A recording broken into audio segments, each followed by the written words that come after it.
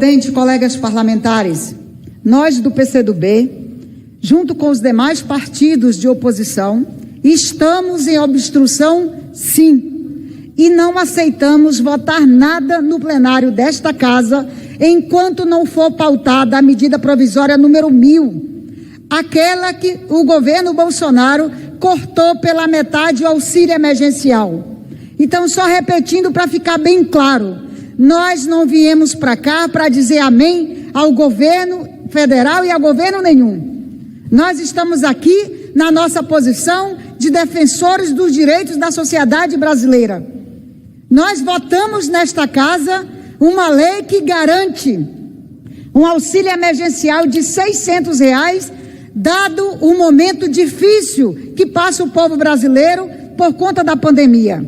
E fomos mais longe para as mulheres, arrimo de família, responsáveis por filhos menores. O auxílio emergencial nós aprovamos de R$1.200.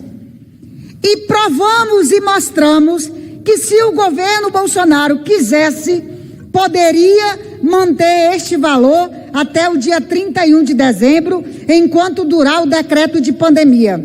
Para nossa surpresa, o governo emite uma medida provisória, edita uma medida provisória, cortando pela metade o auxílio emergencial, num dos momentos mais difíceis, quando o desemprego bate 14 milhões de brasileiros.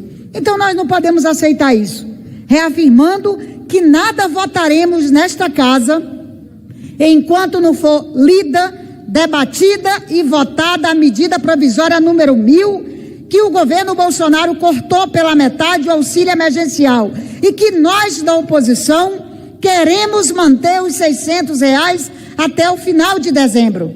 Nós sabemos que tem recurso para isso.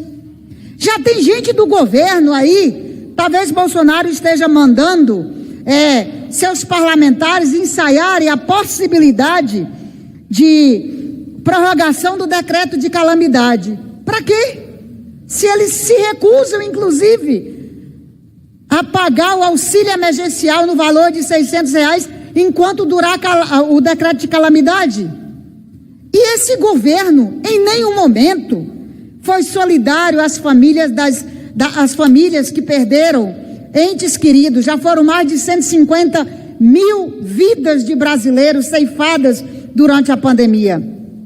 O governo não fez o menor esforço para cumprir a lei e garantir com que as empresas tivessem acesso aos recursos que evitariam demissões. Como eu disse, 14 milhões de brasileiros estão desempregados. É preciso fazer alguma coisa. E o governo não tem feito absolutamente nada. O orçamento que o governo sinaliza não reconhece a crise financeira, não reconhece a crise social e nem a crise de saúde. E o pior, retira recursos do SUS. Essa é a sinalização do orçamento do governo. Como é que nós podemos aceitar isso aqui, senhor presidente? Então não basta medidas paliativas. O governo terá que mostrar e apresentar um programa de desenvolvimento nacional com recuperação dos empregos e da renda dos brasileiros. Por isso que nós da oposição queremos discutir a emenda 95, porque ela tem atrasado o desenvolvimento do país. E mais, nós queremos que o governo encaminhe para esta casa uma solução imediata para cobrar imposto das grandes fortunas.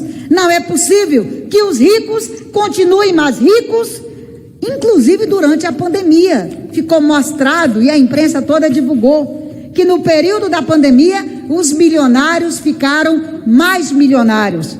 Qual é o medo do governo de cobrar imposto sobre as grandes fortunas? Então, senhor presidente, o que a oposição exige aqui, o que nós do PCdoB e outros partidos exigimos, revisão da emenda constitucional número 95, nós exigimos cobrança de imposto dos milionários desse país que não pagam imposto, e exigimos imediatamente a votação da medida provisória número 1000, que o governo Bolsonaro cortou pela metade o auxílio emergencial, e nós da oposição queremos manter os R$600 até dezembro, enquanto dura o decreto de pandemia. Muito obrigada.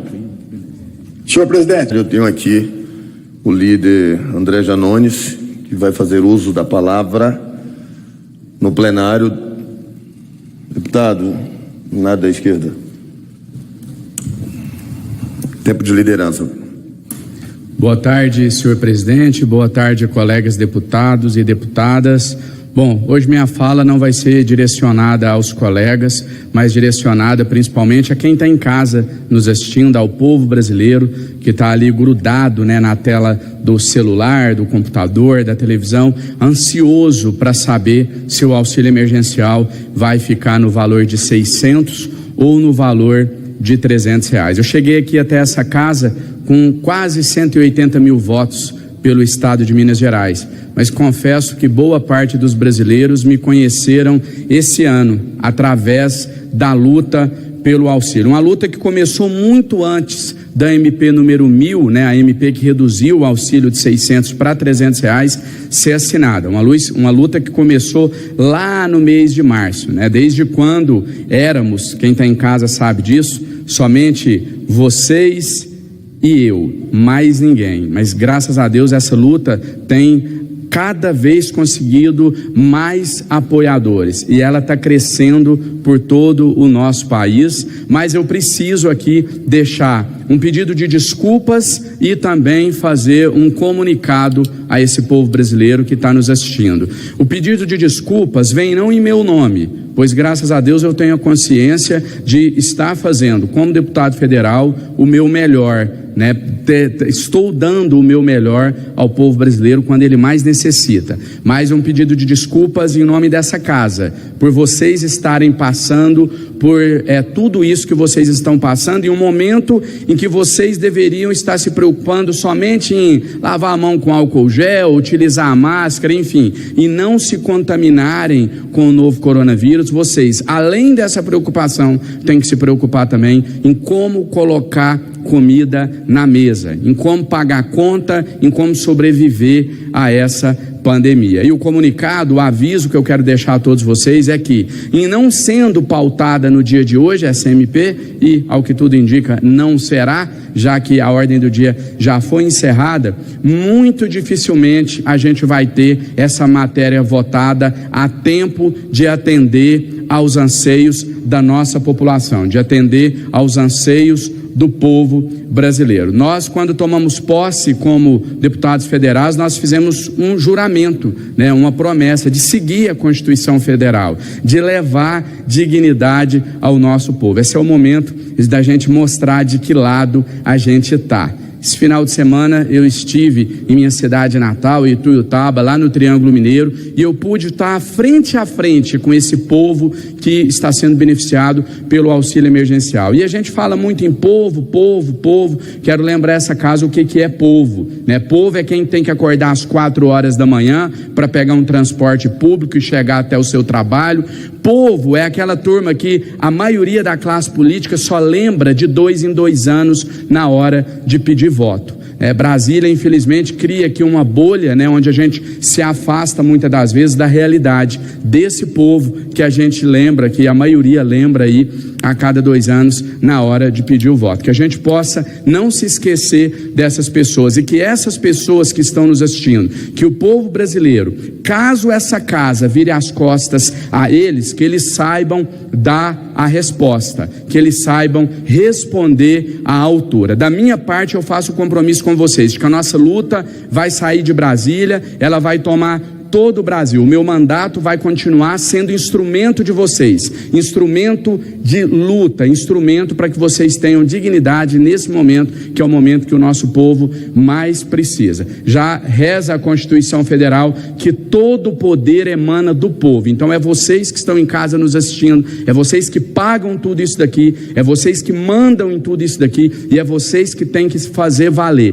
nesse momento o interesse maior, que é o interesse de vocês, o interesse de ter como sobreviver com dignidade a essa pandemia. Muito obrigado, senhor presidente, muito obrigado a todos os colegas. A gente continua em obstrução, pressionando para que a MP 1000 seja pautada e que o auxílio emergencial volte ao valor de R$300, de R$600, perdão.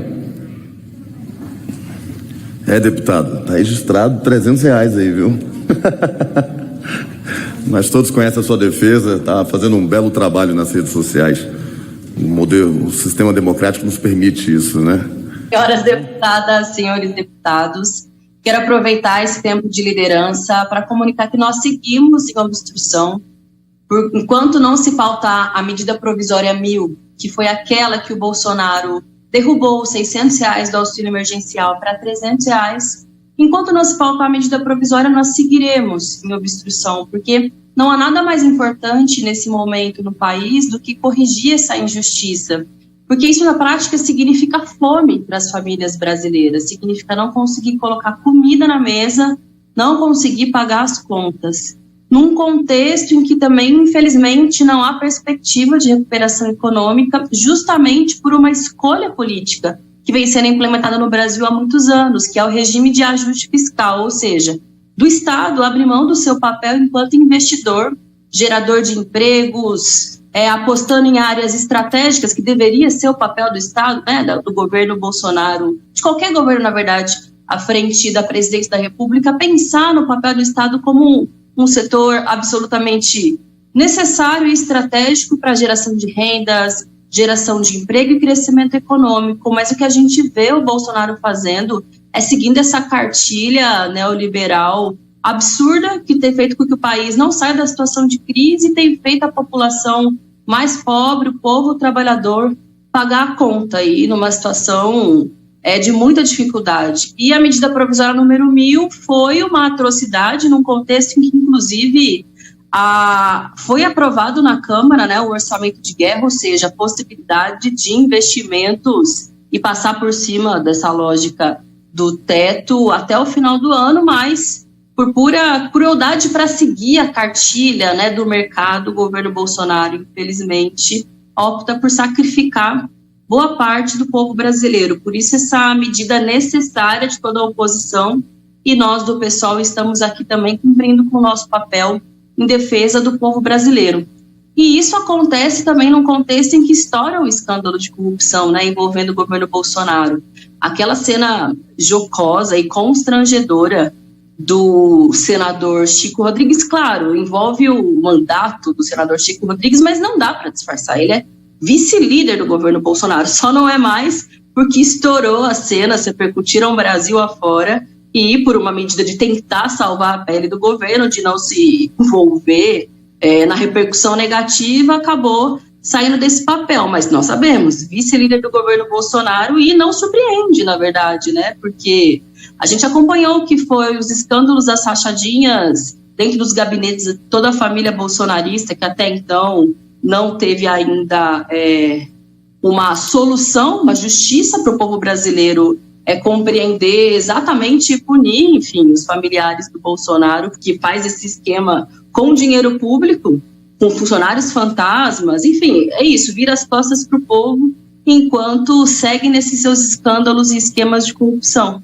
E é importante destacar, né, o Senado até então não abriu o Conselho de Ética para levar adiante o senhor Flávio Bolsonaro, para que ele possa ter uma punição com relação a esses escândalos da rachadinha, mas também agora o vice-líder do governo, senhor Chico Rodrigues. A sociedade brasileira clama por isso, clama para que seja feita justiça do ponto de vista social, para que a gente possa seguir com o auxílio emergencial, que seja permanente, que seja de um valor decente, no mínimo de R$600, mas que também possa se livrar desse governo de corruptos, desse governo genocida que nunca se preocupou com os impactos sanitários da pandemia e que agora também faz mais uma vez a população pagar por uma agenda econômica que é cruel para a maioria do nosso povo.